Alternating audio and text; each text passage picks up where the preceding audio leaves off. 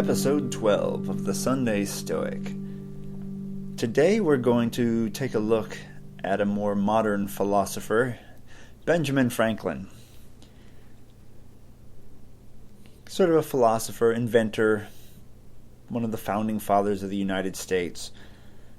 Someone that I look up to.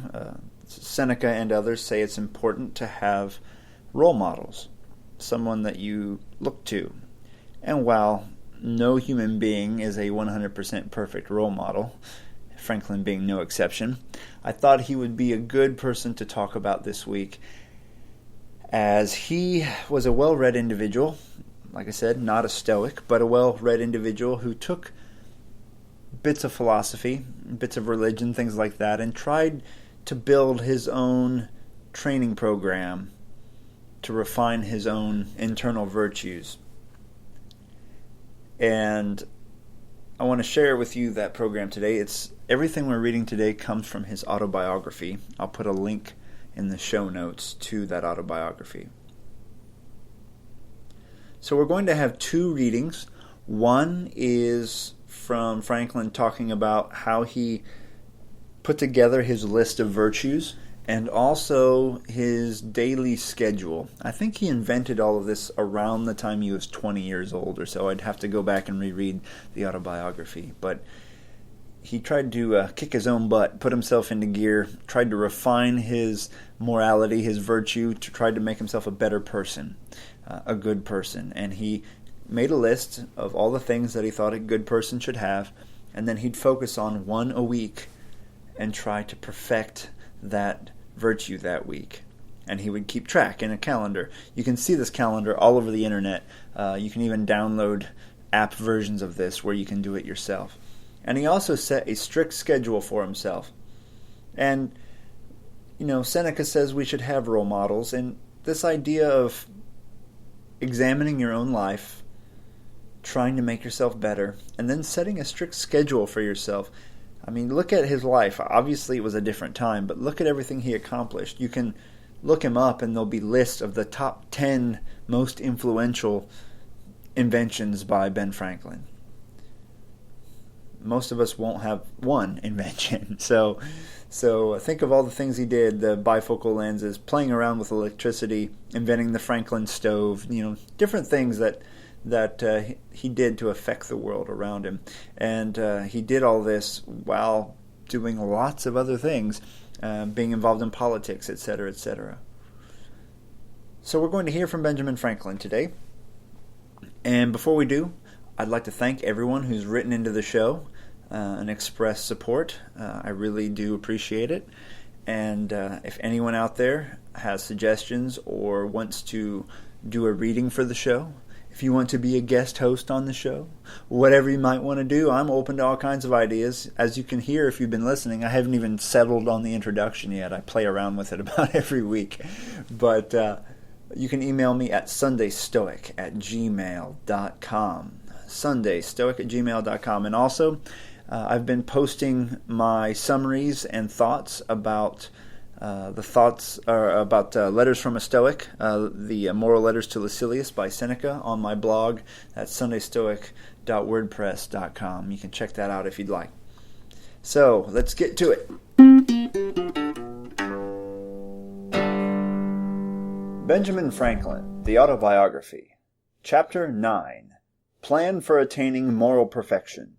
It was about this time I conceived the bold and arduous project of arriving at moral perfection. I wished to live without committing any fault at any time. I would conquer all that either natural inclination, custom, or company might lead me into. As I knew, or thought I knew, what was right and wrong, I did not see why I might not always do one and avoid the other. But I soon found I had undertaken a task of more difficulty than I had imagined. While my care was employed in guarding against one fault, I was often surprised by another. Habit took the advantage of inattention. Inclination was sometimes too strong for reason. I concluded at length that the mere speculative conviction that it was our interest to be completely virtuous was not sufficient to prevent our slipping. and that the contrary habits must be broken, and good ones acquired and established, before we can have any dependence on a steady, uniform rectitude of conduct. For this purpose I therefore contrived the following method. In the various enumerations of the moral virtues I had met with in my reading, I found the catalogue more or less numerous, as different writers included more or fewer ideas under the same name. Temperance, for example, was by some confined to eating and drinking, while by others it was extended to mean the moderating every other pleasure, appetite, inclination, or passion, bodily or mental, even to our avarice and ambition. I propose to myself, for the sake of clearness, to use rather more names with fewer ideas annexed to each than a few names with more ideas. And I included under 13 names of virtues all at that time occurred to me as necessary or desirable, and annexed to each a short precept which fully expressed the extent I gave to its meaning. These names of virtues with their precepts were: 1. Temperance. Eat not to dullness, drink not to elevation. 2. Silence. Speak not but what may benefit others or yourself. Avoid trifling conversation. 3. Order. Let all your things have their places. Let each part of your business have its time. 4. Resolution. Resolve to perform what you ought. Perform without fail what you resolve. 5. Frugality. Make no expense but to do good to others or yourself, i.e., waste nothing. 6. Industry. Lose no time. Be always employed in something useful. Cut off all unnecessary actions.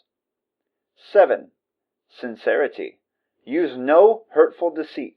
Think innocently and justly, and if you speak, speak accordingly. 8. Justice. Wrong none by doing injuries, or omitting the benefits that are your duty. 9. Moderation. Avoid extremes. Forbear resenting injuries so much as you think they deserve. 10. Cleanliness. Tolerate no uncleanliness in body, clothes, or habitation. 11. Tranquility. Be not disturbed at trifles, or at accidents common or unavoidable. 12. Chastity. Rarely use venery, but for health or offspring, never to dullness, weakness, or the injury of your own or another's peace or reputation. 13. Humility. Imitate Jesus and Socrates. Also, in the same chapter, Franklin's daily routine. The morning question: what good shall I do this day? 5 to 8. Rise, wash, and address powerful goodness. Contrive day's business, and take the resolution of the day. Prosecute the present study, and breakfast. 8 to 12. Work. 12 to 2. Read or overlook my accounts and dine. 2 to 6. Work. Evening question: what good have I done this day? 6 to 10. Put things in their places. Supper, music or diversion, or conversation. Examination of the day. 10 to 5 a.m. Sleep.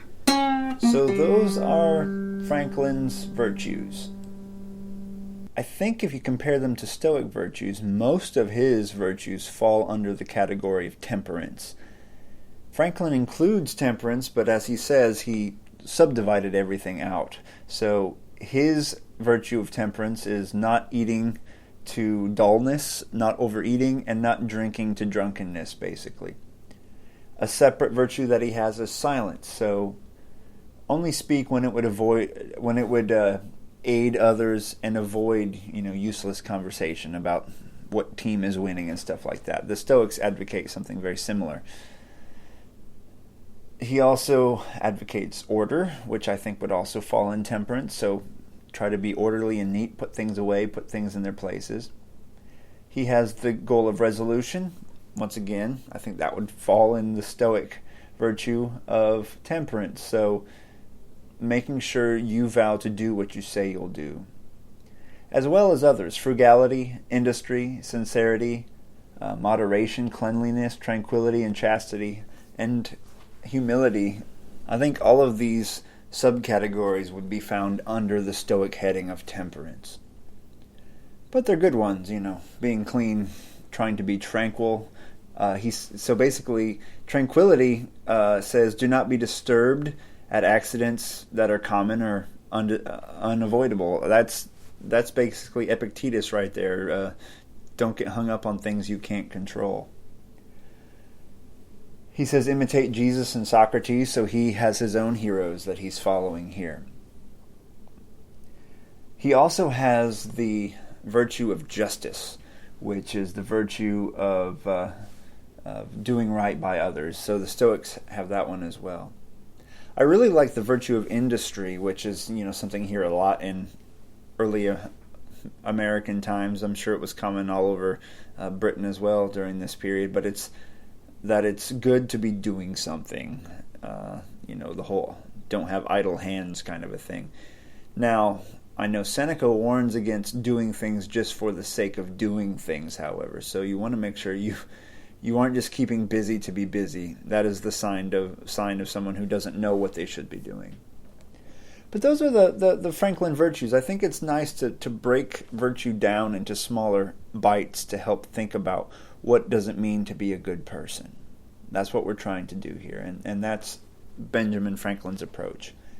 The other thing I like is his calendar of keeping track of his virtues. So what he would do, and you can find this online, he would break out the virtues. He would have a list of the virtues, but he would focus on one of them as the primary virtue of the week. And he would make a mark each day that he felt, he maybe violated that virtue a little bit, or he didn't do such a good job. He would mark that down. And his goal was to not have any marks by the time he finished his training program.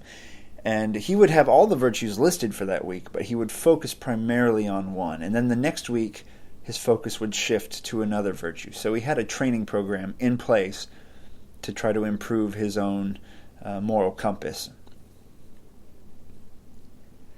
The other thing I shared on this episode is his daily routine. And one thing that's very powerful about it is something ripped right out of Stoicism. He starts the day with a meditation, and he ends with a meditation. The Stoics also advocate this. Start the day by thinking, what good shall I do today? So if you are a virtuous person, one of the things you're aiming to do is to make the world a little bit better place, to live a good life, and you stop and think, what good shall I do this day? If your answer is, I'm going to watch football and eat Cheetos, you might reevaluate whether that's a good use of your day. He also ends the day with a reflection, what good have I done today?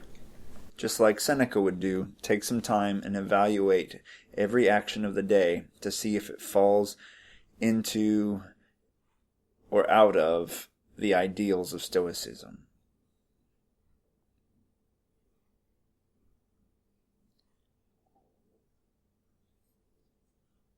So that's how Benjamin Franklin did it. I think he's a pretty interesting guy, and it's worth hearing how other people have implemented philosophy, not just Stoicism, specifically, but a life philosophy into their daily lives. And I'd say, Benjamin Franklin may have had a natural inclination to accomplish a lot in his life, but these sorts of programs definitely can't hurt. Setting your own schedule, a difficult schedule, rising every day at 5, going to bed at 10, and staying busy all day. That would take some effort. Also having a list, not just a list of virtues, but an accounting system to keep track of your progress. Think of how powerful that is. First of all, you need to have the gumption to keep that journal and to keep up with it. But then, once you do, you can keep track of how you are progressing. So what can we do with this information? Well, one thing I think is really cool about Stoicism is, as Seneca said,